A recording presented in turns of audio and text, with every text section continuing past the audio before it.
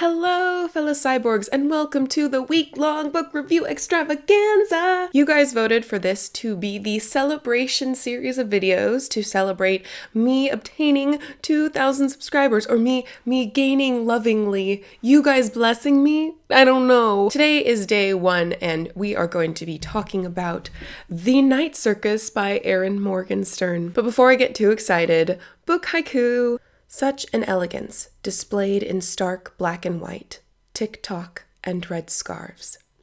So, in case you guys haven't heard of this before or you're not familiar with it, this is a story about a wizard duel set up by two master wizards or magicians, as you will, and their proteges, one being Marco and one being Celia. We follow Marco and Celia through their training until finally they meet and the duel begins, and we also witness how that duel unfolds and the outcome of that duel as well. That is the basic plotline of this. The reason why I love The Night Circus so much and why I gave it 5 stars when I read it at the end of 2014 was that it was such an elegant read, an elegant world. It just so beautifully depicted, and this is the only fictional world that I would want to live in. Le Cirque des Rêves, which is the Circus of Dreams, is just fantastic. It's themed in black and white with spots of red, and then it travels magically all over the world, sets up one night at sunset, and then is gone when it's gone. No warning, no nothing. And then there's this group of people, this like secret fan club called the Rêveurs, if I remember correctly. They try to figure out where the circus is going to be, and they try to see the circus as much as possible. Their secret code to one another is that they'll dress like all in black and then have one piece of red on them to dictate that they are part of that secret club. Oh, love it so much. It breaks my heart when I finish this to know that I will never get to see Le Cirque des Rêves, which just seemed like the best circus ever. I'm not a super fan of circuses, especially interactive ones like this one where you walk between the tents and you choose what you're going to see. But this one just felt so safe and magical and beautiful and whimsical and eye-opening, but not in like a creepy clown sort of way, and not in a like come up onto the stage and join my magic trick sort of way. When I was reading this the first time, and I haven't reread it yet, I really need to get to that, it wasn't a book that really compelled me to pick it up. However, once I did start reading it, I didn't want to stop because the world was just so elegant and lovely and just wonderful. I never felt that like there was going to be something gross or scary or creepy, and that often gets anxiety going in my person if I'm waiting for something bad to happen, and I don't really like feeling anxious. So this was just a calm and beautiful read, and I really enjoyed it so much. A lot of people have had issues with the relationship that develops between Celia and Marco, and I won't say any more details about that. I didn't have a problem with that at all. I didn't think that it was underdeveloped. I gave this 5 stars. I really didn't have very many problems with this at all. A couple characters that I just wanted to mention. There's these twins that are born in the circus with bright red hair, which just, is great because they're thematically in line with the aesthetic of the circus.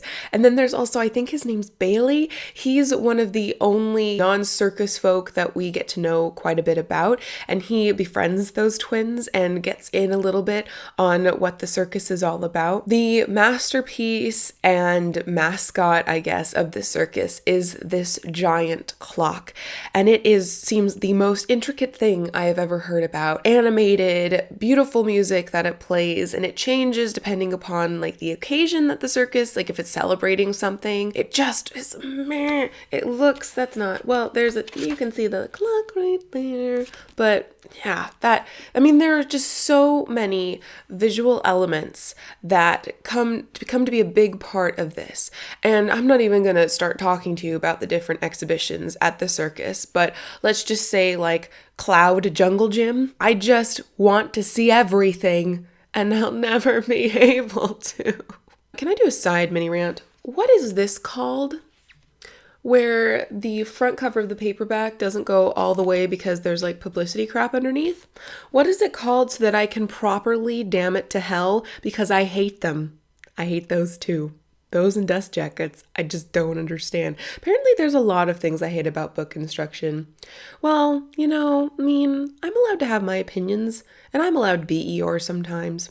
But in any case, we're not here for Eeyore. So, read this book if you want to read about elegance and a circus that you will never be able to find anything that comes close to in our real life. Read this if you want your eyes open to the wonderful beauty that magic can be. And read this if you want more of a quiet story, a story that just is happy about being visually beautiful and giving your dreams something to feed off of. I will be so interested in anything that Erin Morgenstern comes out next. This, to date, is her only work. She is primarily a painter, I believe. If this is Erin Morgenstern's one book, the idea that everyone has one book inside of them. So if Erin Morgenstern is that sort of person, and this was the story she had to tell and she did it, this is why more people need to do that. You don't have to be an author for your career, but if you have one book inside of you that you think needs to be told, please tell it, because I enjoyed this so much, and I'm sure I will enjoy it so much in the future. And the fact that Erin Morgenstern was able to just bring me hours and hours of happiness and peace, that is a life well done, and hers isn't even over yet. So if you have a book, the one book inside of you to share, please do it. Please do it. You could make someone extremely happy. So that was the first favorite book that I wanted to share with you today. Please stay tuned for the rest of the week's videos, as this is indeed going to be an extravaganza. Thank you so much for subscribing and sticking around on this channel and enjoying what I've been putting out. Thank you for watching, and until next time, continue to be lovely.